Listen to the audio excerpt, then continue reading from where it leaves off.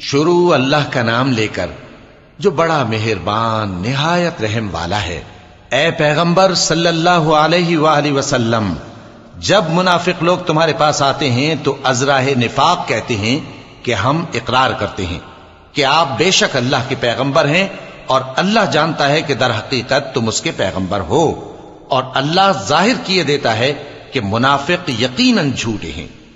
انہوں نے اپنی قسموں کو ڈھال بنا رکھا ہے اور ان کے ذریعے سے لوگوں کو اللہ کی راہ سے روک رہے ہیں۔ کچھ شک نہیں کہ جو کام یہ کرتے ہیں برے ہیں، یہ اس لیے کہ یہ پہلے تو ایمان لائے پھر کافر ہو گئے،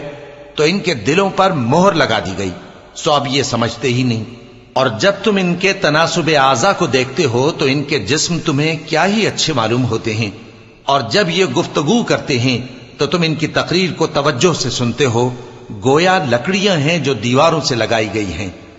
بزدل ایسے کہ ہر زور کی آواز کو سمجھیں کہ ان پر بلا آئی۔ یہ تمہارے دشمن ہی ہیں، سو ان سے محتاط رہنا، اللہ ان کو ہلاک کرے، یہ کہاں بہکے پھرتے ہیں۔ اور جب ان سے کہا جائے کہ آؤ رسول اللہ صلی اللہ علیہ وآلہ وسلم تمہارے لیے مغفرت مانگیں، تو سر ہلا دیتے ہیں،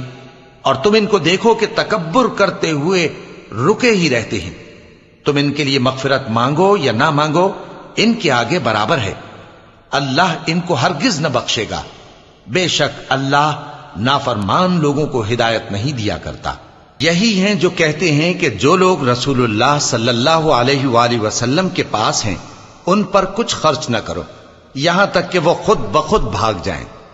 حالانکہ آسمانوں اور زمین کے خزانے اللہ ہی کے ہیں، لیکن منافق نہیں سمجھتے۔ کہتے ہیں کہ اگر ہم لوٹ کر مدینے پہنچے تو عزت والے ذلیل لوگوں کو وہاں سے نکال باہر کریں گے،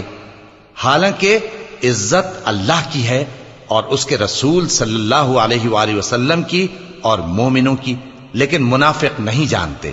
مومنوں، تمہارا مال اور اولاد تم کو اللہ کی یاد سے غافل نہ کر دے،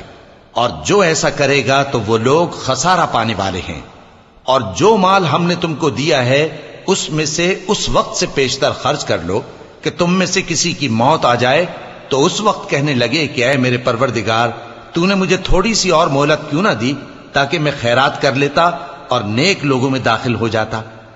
اور جب کسی کی موت آ جاتی ہے تو اللہ اس کو ہرگز مہلت نہیں دیتا، اور جو کچھ تم کرتے ہو